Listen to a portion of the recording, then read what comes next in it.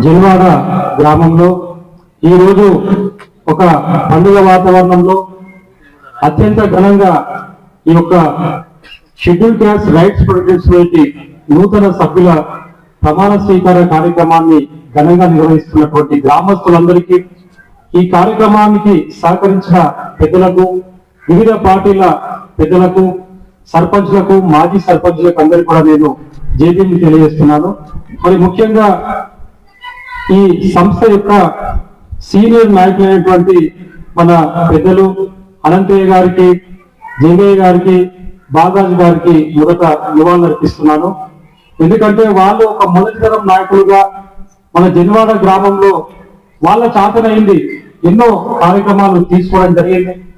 మనం ఎప్పుడు కూడా పెద్దలు చేసినటువంటి పనులను కానీ, వాళ్ళు మన గ్రామానికి అందించినటువంటి సేవలు కానీ మనం మర్చిపోకూడదు.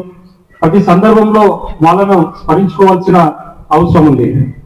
ఈ కార్యక్రమానికి సభాధ్యక్షత వహించినటువంటి తమ్ముడు, మాజీ గ్రామ అధ్యక్షుడు అంతిగల్ల రాజు గారికి, అదే మాదిరిగా ఈ కార్యక్రమానికి ముఖ్య అతిథిగా విచ్చేసినటువంటి మన పెద్దలు మాజీ సర్పంచ్ గౌడిచెర్ల నరసింహ గారికి, వారితో నేను ఇది రెండవసారి ఈ వేదికను పంచుకుంటున్నాను. గతంలో కూడా మీరు ఇక్కడ ప్రమాణ స్వీకారం చేసినప్పుడు అన్నప్పుడు పదవిలో ఉండే, మరి ఆయన ఆధ్వర్యంలో మన గ్రామంలో ఎన్నో అభివృద్ధి కార్యక్రమాలను చేపట్టి మన సంఘానికి ఒక పెద్దలాగా అండదండగా ఉండి ఎన్నో కార్యక్రమాలకు ఆయన సహాయ సహకారాలు అందించారు. వారికి నేను ఈ వేదిక ద్వారా మరొకసారి ధన్యవాదాలు తెలియజేస్తున్నాను.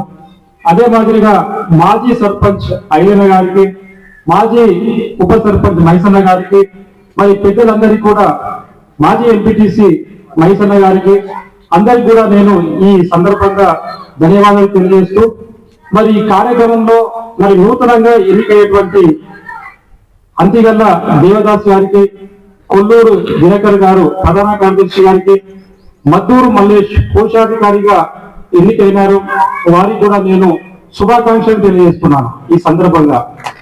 అదే మాదిరిగా ఈ కార్యక్రమంలో ఉపాధ్యక్షుడిగా అంతిగల్ల శ్రీశైలం తొంట కృష్ణ గారు, సంయుక్త కార్యదర్శిగా అంతిగల్ల నరసింహ గారు, హనుమంతుగల్ల పెద్దరాజు గారు, విద్యా కార్యదర్శిగా అంతిగల్ల ఆనంద్ కుమార్ గారు, క్రీడా కార్యదర్శులుగా ఇటిగల కుమార్ గారు, తొంట ప్రభాకర్ గారు, కార్యవర్గ సభ్యులుగా అంతిగల్ల బాబు గారు, అప్పగల్ల శ్రీరామ్ గారు, తొంట భిక్షపతి గారు, సలహాదారులుగా అంతిగల్ల స్వామి గారు, నాగులపల్లి శంకరయ్య గారు ఎన్నిక రావడం జరిగింది. వారందరికీ కూడా నేను ప్రత్యేక ధన్యవాదాలు తెలియజేస్తూ, మరి ఈ కార్యక్రమానికి విచ్చేసినటువంటి పెద్దలు తొంట లక్ష్మయ్య గారు, మాజీ ఉప సర్పంచ్ రామలల్ల గారు, కింది బస్తీ అధ్యక్షులు యాదయ్య గారికి, మరి మియాఖాన్ గడ్డ నుంచి విచ్చేసినటువంటి పెద్దలు రత్నం గారికి, శంకర్పల్లి మండల అధ్యక్షుడు అప్పగల్ల కృష్ణ గారికి, కొత్తపల్లి మాజీ ఉప సర్పంచ్ రామచంద్ర గారికి, పోచమ్మగుడి అధ్యక్షులు సాయిల్ గారికి, సీనియర్ నాయకులు మాజీ అధ్యక్షులు అందిగల్ల స్వామి గారికి, మరొక సీనియర్ నాయకులు బాలయ్య గారికి, మరి మొన్న జరిగినటువంటి ఎన్నికల్లో అతి తక్కువ ఓట్లతో ఓడిపోయినటువంటి యువ నాయకుడు మల్లెల కిషోర్ గారికి, మరి అందరికీ ఎవరైనా పేర్లు మర్చిపోయితే క్షమించాలి. పేరున ప్రతి ఒక్కరికి, నా మహిళా సోదరి మనులకు, చదువులకు అందరికి కూడా నేను ఈ యొక్క పండుగ ప్రమాణ స్వీకారోత్సవ శుభాకాంక్షలు తెలియజేస్తున్నాను.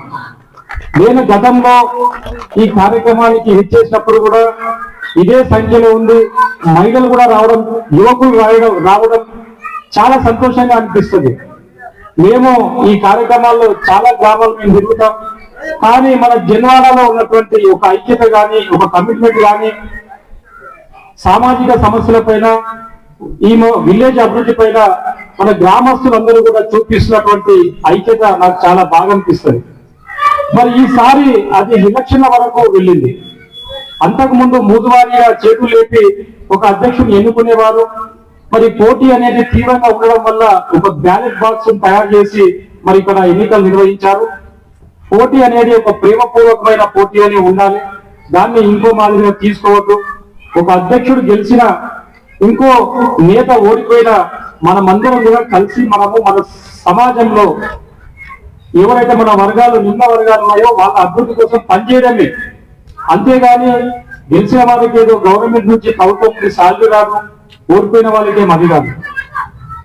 ఆ విషయంలో తీసుకుంటే మన అమెరికా అధ్యక్షుడు అబ్రహం లింకన్ గారు 6 సార్లు ఓడిపోయాడు దేశ అధ్యక్షుని పోటీకి. అమెరికా అధ్యక్ష స్థానానికి 6 సార్లు పోటీ పడి 7వసారి గెలిచాడు.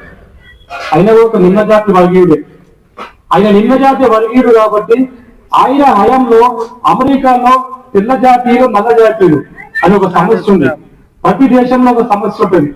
జర్మన్ లో యోధుల సమస్య అనేది ఉంది. మన భారతదేశంలో కుల సమస్య ఉంటుంది. అమెరికాలో తెల్లవారు నల్లవారు, నల్లవారు అంటే నీగ్రో బానిసత్వ సమస్య ఉండే. ఆ సమస్యను తీర్చింది మన అబ్రహం లింకన్ గారు. ఎందుకంటే ఆయన కూడా ఒక అట్టాటి వర్గం నుంచి వచ్చాడు కాబట్టి ఆ బాధలు అవమానాలు అవన్నీ ఎలా ఉంటాయో తెలుసు కాబట్టి ఆ నీగ్రో బానిసత్వ సమస్యకు మన అబ్రహం లింకన్ గారు ఒక సమస్యను చూపెట్టారు. ఆయన 16వ అధ్యక్షుడు అమెరికాకి. అంతకుముందు 15 మంది అధ్యక్షులు పనిచేశారు అమెరికాలో. కానీ ఎవరు కూడా ఆ నీగ్రో బానిసత్వ సమస్యను రూపుమార్పలేదు. ఈ అమెరికా విషయంలో మన భారతదేశం కూడా ఒక విషయంలో మనం కంపేర్ చేసుకోవాల్సిన అవసరం ఉంది. ఈ అమెరికా రాజ్యాంగ నిర్మాతలు ఎవరైతే ఉన్నారో వాళ్ళు ఈ నీగ్రో బానిసత్వ సమస్య కోసం, దాని నిర్మూలన కోసం రాజ్యాంగంలో ఎలాంటి హక్కులు ఆర్టికల్స్ పొందుపరచలేదు.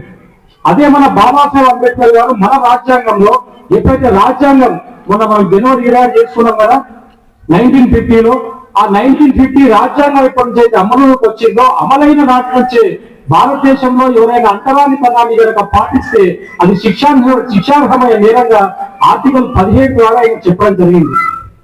ఇది మన భారతదేశంలో ఉన్నటువంటి రాజ్యాంగ నిర్మాత అంబేద్కర్ గారికి, మరి అమెరికా దేశ నిర్మాత రాజ్యాంగ నిర్మాత జేమ్స్ మ్యాడిసన్ అని ఉన్నాడు, ఆయనకి తేడా. అంటే ప్రపంచ దేశాల్లో కూడా ఒక సమానత్వాన్ని, స్వేచ్ఛను, సౌభ్రాతృత్వాన్ని పొందుపరిచి అన్ని కులాలు, అన్ని మతాలు, అన్ని ప్రాంతాల వారికి ఒక సమన్యాయం జరగాలనే ఒక ఉద్దేశంతో మరి బాబాసాహెబ్ అంబేద్కర్ గారు ఆయన మనకు రాజ్యాంగాన్ని ఇవ్వడం జరిగింది. రాజ్యాంగబద్ధంగా ఈనాడు సమాజంలో పరిపాలన కొనసాగుతుంది. అన్ని వర్గాలు మరి ఎంతో గౌరవంగా గర్వించే స్థాయిలో ముందుకెళ్తున్నాయి. ఒక శాంతి, క్షేమం అనేది ఈనాడు మన రాజ్యాంగం ద్వారా బాబాసాహెబ్ అంబేద్కర్ గారు వల్ల మనం అందుతుంది. ఈనాడు యువకులు ఉన్నారు, చాలా మంది విద్యార్థులు ఉన్నారు. వాళ్ళందరూ కూడా బాబాసాహెబ్ అంబేద్కర్ గారిని చదువులో ఆదర్శంగా తీసుకోవాలి. ఆయన ఈనాడు ప్రపంచ దేశాల్లో ఎవరు కూడా చదువులైన చదివాడు. ప్రపంచ దేశాల్లో ఒక 3వ మేధావిగా నిలబడ్డాడు. మన యూత్ అంతా కూడా ఆయన ఆదర్శంగా తీసుకోవాలి. ఇక రాజకీయాల్లో చూస్తే మన బాబు జగజీవన్ రామ్ గారు ఒక యువజన స్థాయి నుండే ఆయన అంటరానితనాన్ని రూపుమాపాలనే ఒక ఉద్దేశంతో కాలేజ్ స్థాయి నుండి కష్టపడి అంటరానితనాన్ని రూపుమాపే ప్రయత్నం చేసి, అలాగే రాజకీయంగా కాంగ్రెస్ పార్టీలో చేరి ఆయన జీవితం బతుకున్నంత వరకు ఒక పార్లమెంటేరియన్ గా, ఒక సుదీర్ఘ పార్లమెంటేరియన్ గా ఆయన చనిపోవడం జరిగింది. భారతదేశ ఉప ప్రధానిగా. అంటే ఇద్దరు కూడా ఎంత గొప్ప నాయకులు, వారిని ఆదర్శంగా ఎందుకు తీసుకోవాలని నేను చెప్తున్నాను. ప్రతి విషయంలో మీరు ఏదో కనబడి పొరపాటు చేయాల్సిన అవసరం లేదు. ఒక అంబేద్కర్ జీవిత చరిత్ర, ఒక బాబాసాహెబ్ అంబేద్కర్ జీవిత చరిత్ర, ఒక బాబు జగజీవన్ రామ్ చరిత్ర, ఒక కాంశీరామ్ చరిత్ర, రాజకీయంగా అంబేద్కర్ నిజమైన వారసత్వాన్ని ముందుకు కొనసాగించి మనము ఈ బానిసత్వ సంఖ్య నుండి పైకి పోవాలి, మనం ముందుకు పోవాలనే ఉద్దేశంతో కాంశీరామ్ గారు యూపీలో ఒక రాజకీయ పార్టీని స్థాపించి ఒక అట్టడుగు వర్గాల మహిళను 4 సార్లు ముఖ్యమంత్రి చేశాడు. ఎవరు? కాంశీరామ్ గారు. కాంశీరామ్ గారు అంబేద్కర్ యొక్క నిజమైన వారసుడుగా ఈనాడు చరిత్రలో నిలిచిపోవడం జరిగింది. కాబట్టి ఈ మహనీయులను మన విద్యార్థులు ఒక ఆదర్శంగా తీసుకోవాలి. వాళ్ళకు సంబంధించిన ఒక్కొక్క ఘట్టాన్ని మనం చదవగలగాలి, వాళ్ళ కోసం మనం నేర్చుకోగలగాలి. మీకు ఎవరు కూడా అడ్వైస్ చెప్పాల్సిన అవసరం లేదు. మరి మీరు వారి జీవిత చరిత్ర కనుక తూచా తప్పకుండా చదివితే, వారు ఇచ్చినటువంటి నియమాలను, నీతిని మనం పాటిస్తే మీరు రాబోయే కాలంలో మీరు ఒక మహనీయులుగా ఎదుగుతారని చెప్పేసి నేను ఈ జనవాడ వేదిక ద్వారా మన యువకులను కోరుతున్నాను. ఎందుకంటే మనం సంఘాలు పెట్టుకుంటాం. సంఘాలు ఎందుకు పెట్టుకుంటాం? సమిష్టి ఆశయ సాధన కోసం సంఘాలు ఏర్పరచుకుంటాం. సమిష్టి ఆశయం అంటే ఈ జనవాడలో ఉన్నాయి 2 బస్తీలు ఉన్నాయి. మరి ఈ జనవాడలో ఏమేమి సమస్యలు ఉన్నాయి, ఊరికి కావాల్సిన అవసరాలు ఏంటి, కులపరంగా మనకు కావాల్సిన అవసరాలు ఏంటి, వాటి విషయంలో మనం సంఘాలను ఏర్పాటు చేసుకొని మనమందరం కూడా కలిసి మన గ్రామంలో ఎన్నికైన సర్పంచం కానీ, ఎంపీటీసీ, జెడ్పీటీసీ, లేదా ఎంఆర్ఓ కానీ, ఎంపీ, ఆర్డీఓ కానీ, తహసీల్దార్లు కానీ, మన కలెక్టర్లు కానీ కలుస్తుంటాం. వాటన్నిటికీ ఒక సంఘం అనేది ఉంటే మన ముక్కల మీద మన ఒక్క సమస్య వ్యక్తిగత సమస్య అయిపోయింది. నలుగురు సమస్య అయినప్పుడు నలుగురు ఒక సంఘాన్ని ఏర్పాటు చేసుకుంటే దానికి ఒక చట్టబద్ధత ఉంటుంది. దాని పట్ల అధికారులు కూడా స్పందిస్తారు. మీరు చూడండి, మన ఎస్సీ రైట్స్ ప్రొటెక్షన్ లాంటి కార్యక్రమంగా తీసుకెళ్తే కలెక్టర్ దగ్గర కానీ తహసీల్దార్ దగ్గర కానీ మీకు ఇమీడియట్ గా అవగాహన అందుతుంది. పిలుస్తారు, వాళ్ళు మనకు మర్యాద ఇస్తారు. ఈనాడు రాష్ట్రంలో ఎన్నో కొత్త సంఘాలు వచ్చినాయి, ఎన్నో విభాగాలుగా విడిపోయాయి. కానీ ఈ సంస్థ అనేది స్థాపించింది 63వ సంవత్సరంలో. 63 సంవత్సరాల నుంచి ఇప్పటి వరకు కూడా చెక్కు చేరకుండా తెలంగాణ రాష్ట్రంలో 50,000 మంది ఈనాడు పనిచేస్తున్నారు, సంఘంలో సభ్యులుగా ఉన్నారంటే మరి సంస్థ ఎంత బలంగా ఉంటే, సంస్థలో పనిచేస్తున్నటువంటి నాయకులు ఎంత బలంగా ఉంటే మరి ఈనాడు సంఘం నిలబడదో మీరందరూ కూడా గుర్తించుకోవాలని తెలియజేస్తున్నారు. మరి ఈనాడు మన కన్నగారు పేరు చెప్పారు, విగ్రహం ఏర్పాట్లో కూడా ఇక్కడ మన వాళ్ళు మనకు సహకరించారు. నేను అప్పుడు ఒక సామాన్య కార్యకర్తను, నేను ఇక్కడికి వచ్చాను. నేను అప్పుడు నాకు పెద్దగా పరిచయాలు అవన్నీ లేవు. భాద్రపదం గారు పెద్దలు ఉండే, ముత్తన్న గారు ఉండే, మన రుద్రావరం శంకర్ గారు ఉండే. ఆ విగ్రహం పెట్టడానికి ఎన్ని ఇబ్బందులు ఏర్పడ్డాయో ఆనాడు మీరు చెప్పారు. చాలాసేపు మేము వెయిట్ చేశాం. విగ్రహం ఇనాగ్రేషన్ అయింది అంటే అప్పటి నుంచి నేను సంఘంలో ఉన్నాను. ఒక పెద్దలకు సీనియర్స్ కి, ఒక యువతరానికి మధ్యగా నేను పనిచేయడం జరిగింది. ఈ గ్రామాన్ని అంటే ఇప్పుడు మనం తీసుకుంటే ఇక్కడ ఏమంటారు, ఖానాపూర్ కానీ, మియాగఢ్ గడ్డ కానీ, జొన్నవాడ కానీ, మన నల్లగండ్ల కానీ, శంకర్పల్లి కానీ, పరిగి, ఇవన్నీ కూడా ఒక నాయకుడు తిరుగుతుండే. ఆయన చాలా సార్లు ప్రశ్నించి ఆయన నీళ్ళ వరకు కూడా ఆదర్శంగా తీసుకుంటారు. ఆయన మన చనిపోయిన భాద్రపదం గారు, ఆయనతో పాటు సత్తన్న, కిస్మత్పూర్ సత్తన్న, వీళ్ళంతా కూడా పెద్దలు. భాద్రపదం గారు మన మధ్యలో లేరు. ఆయన కాలికి పట్టగట్టకుండా తిరుగుతుండే ఈ ప్రాంతాల్లో ఏమన్నా అయినా కానీ. చాలా సార్లు నన్ను వెంట తిప్పుతుండే, రాబేట పోయిసాం ఇక్కడ మన వాళ్ళకి ఏమో అయింది అని. అంటే ఒక కమిట్మెంట్ అనేది మన పూర్వీకులు ఏ మాదిరిగా తీసుకున్నారు.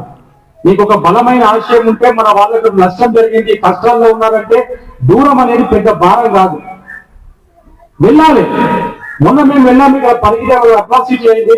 అక్కడ ఉన్నటువంటి అగ్రవర్ణాల వాళ్ళు ఆ మాంకాళి జాతర ఉత్సవాల సందర్భంగా మన వాళ్ళు వెళ్తే వాళ్ళందరినీ కొట్టి తీవ్రంగా గాయపరచడం జరిగింది. మాకు అది సోషల్ మీడియాల ద్వారా తెలుసుక మేము జాతీయ అధ్యక్షుడు రాగల నాగేశ్వర, నేను 2 కార్లు తీసుకొని పోయి అక్కడ మాట్లాడి ఏసీపీని కలిసి లెటర్ రాసిచ్చి సాయంత్రం వాళ్ళని తెచ్చి పిఎస్ లో కూర్చోబెట్టేదాకా మేము జరగలేదు. అప్పటిదాకా కూర్చున్నాం. వాళ్ళ ఇళ్ళకి వెళ్ళాం, పరామర్శించాం. మీరు బలంగా ఉండాలి, మీరు కాంప్రమైజ్ కావద్దని చెప్పాను. ఆ మాదిరిగా సంఘం అనేది పనిచేస్తుంది. ఈనాడు మన పెద్దలు అన్నగారు ఒక చిన్న సమస్య చెప్పారు. లాస్ట్ టైం జరిగినటువంటి దీని వల్ల కొంచెం గ్యాప్ ఏర్పడుతుంది అని. ఒక విషయం ఏంటంటే, అన్న చట్టం అనేది అందరికీ సమానమే, అందరూ కూడా సమాజంలో భాగమే. అన్ని కులాలు ఉంటేనే ఒక గ్రామము, ఒక డివిజన్ గా ఏర్పడుతుంది. కాబట్టి తెలిసి తెలక కొన్ని పొరపాట్లు మన వాళ్ళు చేస్తారు. దానికి చట్టం ప్రకారము చట్టం చర్యలు తీసుకుంటుంది. దానికి కనుక నిజంగా పరిష్కారం వెళ్ళే దిశగా ఉంటే మరి మీరే ముందుకొచ్చి మరి పరిష్కారం చేయాలని ప్రజలను కోరుతున్నారు. మీకున్నటువంటి అనుభవం, మీకున్నటువంటి ప్రజలతో ఉన్నటువంటి సంబంధాలు ఉన్నాయి కాబట్టి మరి ఇప్పుడు ఉన్నటువంటి పెద్దలు ఎవరైతే ఉన్నారో, మన రామలన్న గారు, స్వామి గారు, మన యాదన్న గారు ఉన్నారు ఇక్కడ స్థానికంగా పెద్దలు, ఇంకా సీనియర్లు చాలా మంది ఉన్నారు. వాళ్ళతో మీరు ఒకసారి సమావేశమై ఒక వ్యక్తిని, తప్పు చేసిన వ్యక్తిని కనుక మనం క్షమించగలిగితే దానంత పెద్ద మనసు ఏమి లేదు. తెలిసి తెలియక ప్రతి ఒక్కరు తప్పులు చేస్తారు. చిన్న స్థాయి నుంచి పెద్ద స్థాయి వరకు కూడా కొన్ని సందర్భాల్లో క్షణికావేశంలో కానీ, అలా అనాలోచిత రహితంగా కానీ, ఆశ్రిత పక్షపాతం ద్వారా కానీ కొన్ని తప్పులు అవుతాయి. దాన్ని మనం సరిదిద్దుకోవాలి మనమే. ఇప్పుడు జన్వాడ అంటే అన్ని కులాలు అందరి మధ్య ఒక కుటుంబం, ఒకటి ఒక కుటుంబం, ఒకటి ఇంకొక పేరు, ఇంకొకటి ఇంకొక వంశం. మనం అందరం మనుషులమే కదా. మన మధ్యలో విభేదాలు రాకుండా ఉండడానికి, మన మధ్యలో ఉన్నటువంటి పొరపాటు సరిదిద్దుకోవడానికి ఏర్పడితే చట్టం. ఆ చట్టం ద్వారా సరిదిద్ది ఏదైతే మనం సరిదిద్దుకోవాల్సిన అవసరం ఉంది. కాబట్టి అన్నగారు బాధపడుతున్నారు కాబట్టి నేను మన గ్రామస్తులను మరి ఒకసారి మీరు కూడా అన్నతో సంప్రదించి దానికి ఏమైనా పరిష్కారం ఉంటే, మరి తప్పు చేసిన వ్యక్తి ఈ రోజు నుంచి మరి బాధపడుతూ ఉంటాడు. ప్రతిరోజు కూడా బాధ అనేది ఆయన మీద పోతా ఉంటుంది. ఆ బాధ అనేదే పనిష్మెంట్. ఇప్పుడు నిజంగా మన చట్టంలో ఎంత గొప్ప చట్టం అంటే, ఒక మనిషి ఒక తప్పులో ఒక కేసులో కనుక ఇరిగితే ఆయన ప్రతి 15 రోజులకు ఒకసారి కోర్టుకు వెళ్ళాలా లేదా? కోర్టు ఏం శిక్షిస్తే తర్వాత మాట. ఇక్కడ నుంచి నేను అక్కడ కోర్టుకు వెళ్ళాలి, పొద్దున్న నుంచి సాయంత్రం దాకా కోర్టు నిలబడాలి. మెజిస్ట్రేట్ గారు ఎప్పుడు పిలుస్తారో తెలియదు, అప్పటిదాకా ఉండాలి. ఒక మలమూత్రాలకు పోవడానికి అవకాశం లేదు, ఫోన్ పట్టుకొని ఆ లోపలికి పోయే అవకాశం ఉన్నది. చాలా పనిష్మెంట్ అది. శిక్ష జైలు ఉండడం కంటే బయట ఉండి నువ్వు కోర్టు తెలుసుకుంటావు కదా, దాని పెద్ద పనిష్మెంట్ ఉండదు, ఒక్క రోజు వేస్ట్ అయిపోతుంది. కాబట్టి ఏదైనా ఉంటే అంత మనమే, కాబట్టి మనం అంత అన్నదమ్ములు ఇక్కడ ఉంటున్నాం, నివసిస్తున్నాం, పనిచేస్తున్నాం. కాబట్టి ఒకసారి మరి మీరందరూ కూడా చర్చించి ఏదైనా అవకాశం ఉంటే దాన్ని పరిష్కారం చేసుకోవాలని నేను మిమ్మల్ని కోరుతున్నాను. మరి అదే మాదిరిగా ఈనాడు ఒక నూతన కార్యవర్గం అనేది ఇక్కడ ఏర్పడడం జరిగింది. నూతనంగా ఎన్నికైన సభ్యులందరికీ కూడా నేను మనస్పూర్వక అభినందనలు తెలియజేస్తున్నాను. మీరు ముఖ్యంగా మన పెద్దలను ఆదర్శంగా తీసుకోవాలి. వాళ్ళు ఏ సమస్య ఉన్నా పెద్ద తీసుకొచ్చేవాళ్ళు, అంబేద్కర్ భవన్కి వచ్చేసి వాళ్ళ నేరుగా చెప్పేవాళ్ళు, రాష్ట్రంతో అనుసంధానమే పనిచేసేవాళ్ళు. మరి ఈ మధ్య గత 5 సంవత్సరాల నుంచి చూస్తే మరి రాష్ట్రానికి జన్వాడకు అంటే ఏదైనా అవసరం ఉన్నప్పుడే అలా ఇది జరిగింది మీరు రావాలి అంటే మేము స్పందిస్తాం, రామనే సమస్య లేదు. కానీ కొన్ని ప్రభుత్వ స్కీమ్లు ఉంటాయి, కొన్ని డెవలప్మెంట్ వర్క్స్ ఉంటాయి, అంటే అవన్నీ మన వర్గాల వారికి చేరేయాలంటే మరి మాకు అది కష్టం అవుతుంది, బాధ అవుతుంది మాకు. అది కూడా వీళ్ళు ఏం చేస్తున్నారని. గతంలో మియాగాన్ గడ్డలో మరొక సంఘటన జరిగింది. సంఘటన జరిగినప్పుడు అందరూ ఫోన్ చేస్తే నేను ఫోన్ మీదనే స్పందించడం జరిగింది.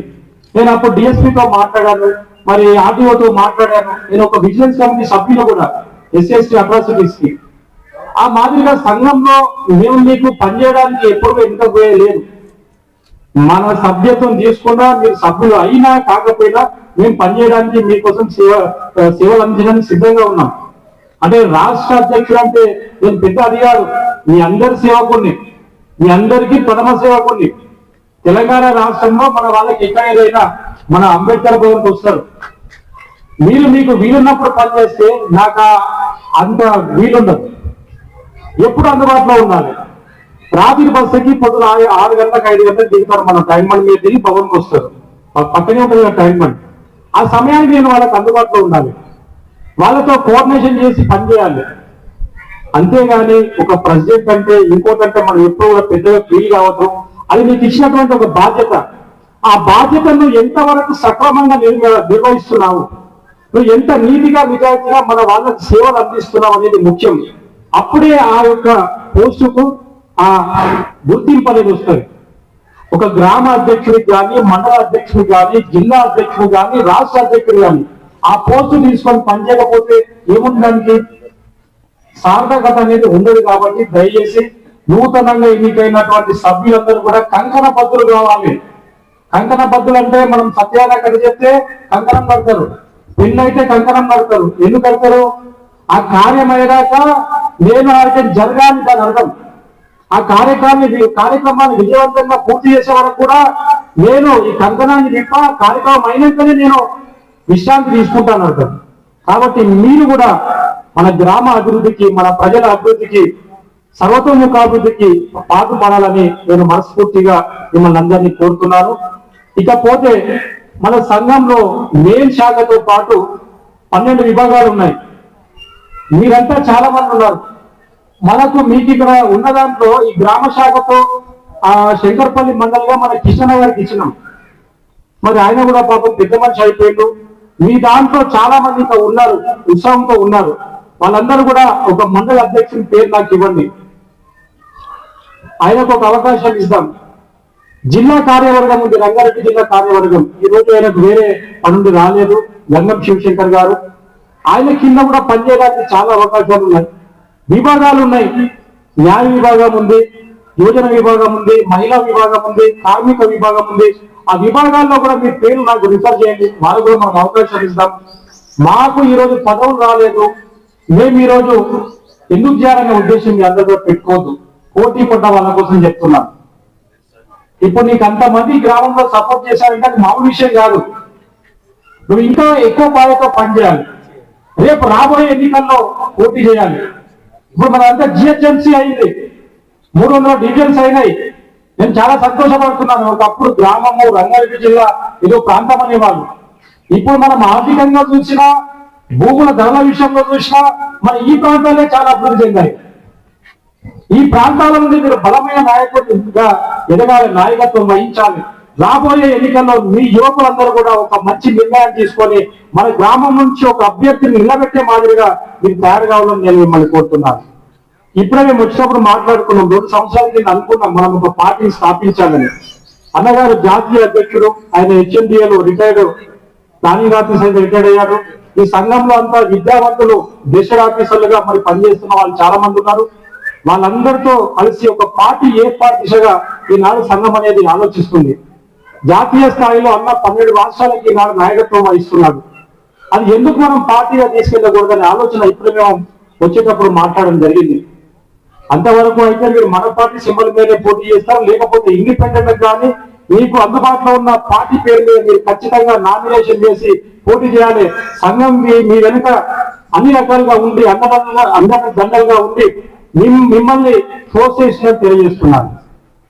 ఈ రోజు కొంచెం నేను తొందర ముగించామని చెప్పాను. ఎందుకు చెప్పానంటే మళ్ళీ ఇప్పుడు ఆమంగల్ వెళ్ళాలి. ఆమంగల్లో అక్కడ మన సభ్యులు నిలబడ్డాడు. మొన్న పోయిన ఆదివారం, మళ్ళీ ఈ వారం వెళ్తున్నాం. రేపు ఇది ప్రచారం లాస్ట్ కాబట్టి అక్కడికి వెళ్తున్నాం. కాబట్టి సంస్థ అనేది ఎప్పటికీ మీకు ఒక కన్న తల్లిగా తండ్రిగా అండగా ఉంటుందని విన్నవిస్తూ మీరు అదే ఉత్సాహంతో రెట్టించిన ఉత్సాహంతో పనిచేయాలని కోరుతూ నాకు ఈ అవకాశం ఇచ్చిన మన గ్రామస్తులందరికీ, గ్రామం నుండి ప్రాతినిధ్యం వహిస్తున్న ప్రజా ప్రతినిధులందరూ కూడా పేరు పేరున నేను హృదయపూర్వక ధన్యవాదాలు తెలియజేస్తున్నాను. జై భీమ్, జై భారత్.